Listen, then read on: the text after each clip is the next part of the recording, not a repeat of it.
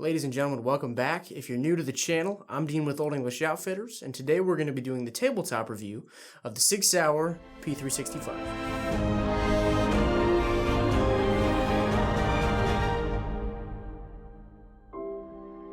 Last week you saw the range review of the Sig Sauer P365, gave you a little bit of taste of how it shoots.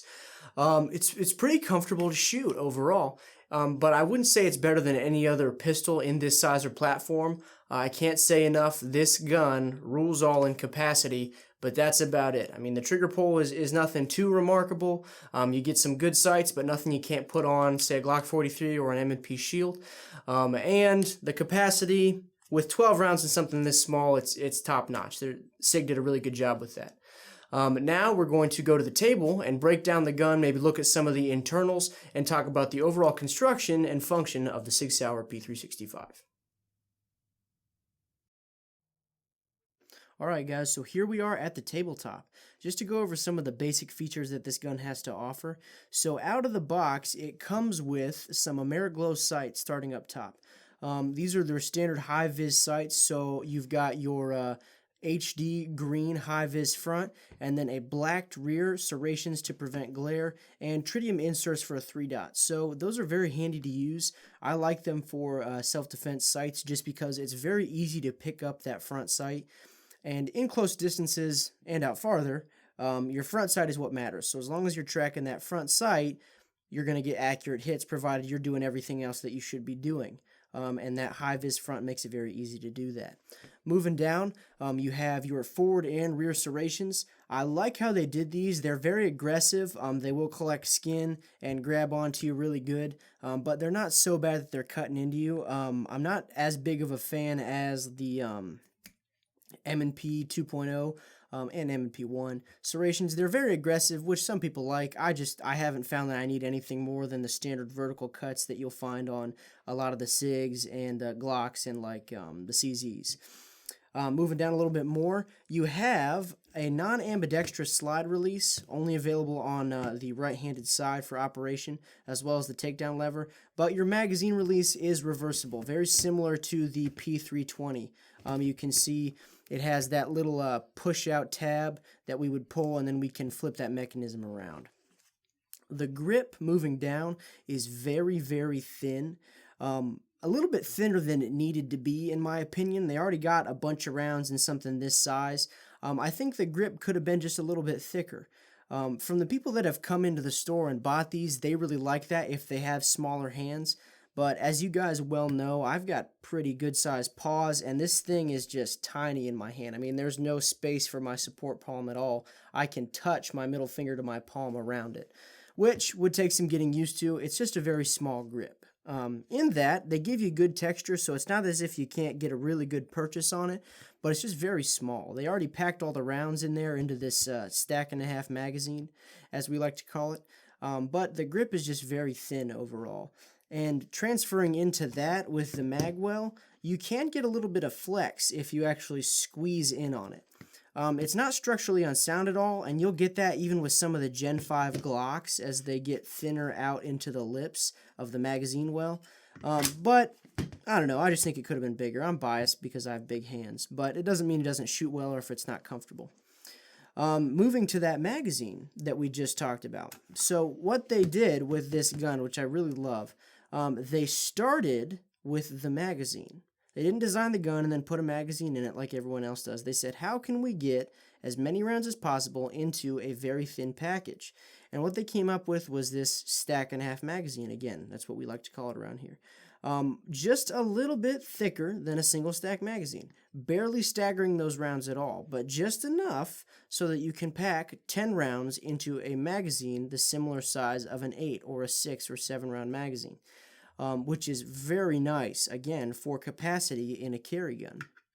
Before this, if you wanted 12 rounds, you would have to move up to something like a Glock 26 or even like a Glock 19. The M&P Compact was another really good option, or even like the Ruger American Compact in 9mm. All those are 10, 12 round guns, but they're much bigger and they're much fatter.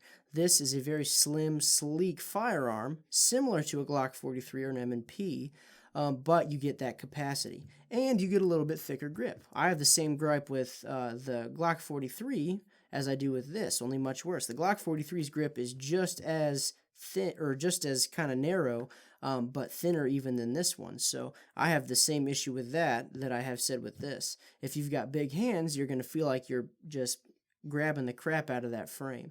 Not necessarily a bad thing. Moving back up to that trigger, very, very similar, if not the same trigger as the 320s, but without the problems they had with drop safeties and things like that. You get the similar shaped shoe, it's just a little bit of curve to it, nice rounded face. The break is, for me, somehow crisp, but also spongy. I can't really explain that, but it is a very nice break here. Barely any take up, a little bit of pressure, you get your break, and then we reset, and it's a relatively short reset of that striker fire mechanism. So no complaints about the trigger. That's more than adequate for a carry or self-defense oriented piece. Other than that, let's look at these other magazines. So it comes with flush fit 10 rounders and a pinky extension 10 rounder. Very similar magazine setup to what you see out of the Glocks. You'll get a flush fit and then a pinky extension, no capacity added. I really wish they would have given you the one of the 12 rounders. I don't know why they didn't, because this magazine is why everyone's buying this gun, that 12 round capacity. I don't know why they didn't throw you in one of those. I think they could have and maybe arguably should have, but they are readily available for purchase, so it's not like you can't find them anywhere. Still very comfortable with both of these magazines. Like I said, we shot a lot with the pinky extension. The flush fit, it's a 2-finger grip, which is to be expected. Wrap that pinky under and around, same as any other gun in this size platform. The 12 rounder, however, changes the entire feel of this gun. I mean, it lengthens the grip out, it gives you good purchase with the pinky, fills in the space in the bottom section of your palm here, so you're not getting that weird, empty feeling when you're trying to put pressure down on the muzzle and just grip that gun. Much more comfortable, but as to be expected, harder to conceal. So if I was going to get one of these, I might carry a flush fit or pinky extension in the gun with a 12 rounder as a reload. So when you have this gun set up, it is either 10 plus 1 for a total of 11 rounds or 12 plus 1 for a total of 13.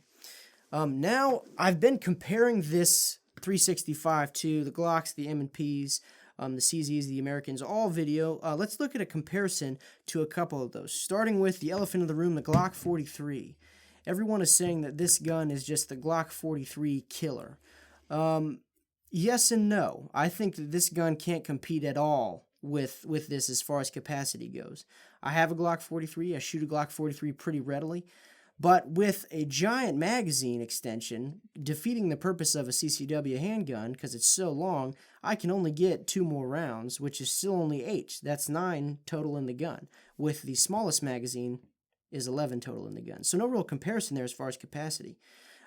Trigger pull, I think, is just maybe not better, but a little different on the 365. I would say it's easier to begin with this gun and be accurate. The Glocks take some getting used to. I'm very used to that trigger, so it's not really an issue for me.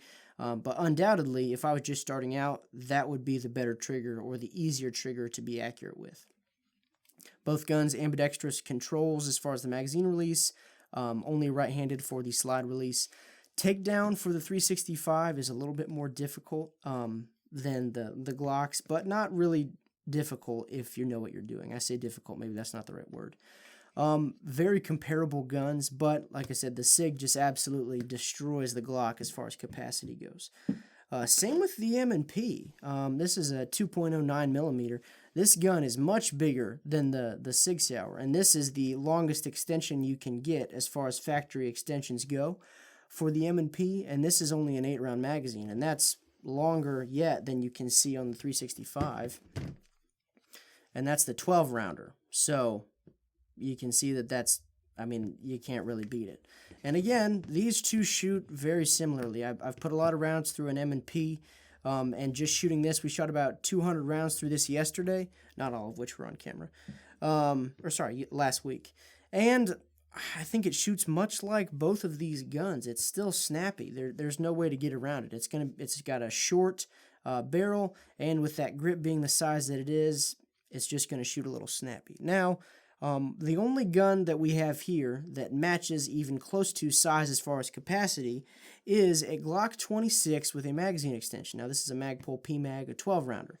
The Glock 26 ends up being about the exact same length as far as grip, which is all fine and dandy. The Glock is a little bit longer as far as barrel length goes. We'll see here if we match up the back of the frame. You get a little bit longer there. The trigger guard sticks out a little bit more, so undoubtedly the smaller gun out of the 365. But the Glock is much thicker, much thicker. The Glock, by comparison, is probably time and a half the thickness of the 365. With that magazine extension, you do get the same capacity, but it is not near as concealable. Now, there's a bit of a caveat to that because I find a 26 size gun much easier to shoot. I think it shoots like a bigger gun than it is, but it is not as easy to conceal as this. So if you're looking for concealability over shootability, hands down 365, just because it's thinner, you're not going to feel its presence in your pants or your jacket or your purse or whatever it is, wherever you're going to carry it, as much as one of those guns. And you get the capacity. It's balanced. It's balanced. That's the best I can say. It has all of the features of these guns and more out of the box, and you get that much greater capacity. I don't even know how many times I've said it. You can't beat the capacity. That's the winning feature of this gun. Something this small with 12 rounds is unheard of, and that's why everyone is buying the crap out of this gun. So after taking a look at the Sig Sauer P365, breaking it down and seeing how we're able to get that many bullets in this size of a gun, and then kind of comparing the overall size to some other platforms, you can see that this is really a remarkable piece of engineering from Sig Sauer. It is kind of the next level as far as carry guns go right now in capacity. People have been saying a lot on the internet, amongst other things, which the problems that they've talked about, again, like I said before, Sig Sauer has done their job and is correcting those problems, or has already corrected those problems. But this gun doesn't shoot any better than a different gun of this size and this style of platform. The subcompact, single stack, or stack and a half in this case, carry gun is always going to be a little bit snappy. It doesn't mean you can't control it. It doesn't mean you can't be accurate on body for self-defense or on target if you're just shooting at the range. But it's always going to be snappy. This gun is no different. Better capacity, unquestionable, but it doesn't shoot any better than any other gun does. Overall, I would give this a double thumbs up because it is just fantastic to get that many rounds in something this small. Guys, thank you so much for watching. If you like what you saw, please like this video, give us some feedback in the form of a comment, and subscribe to our channel. I'm Dean with Old English Outfitters, and we will see you next week.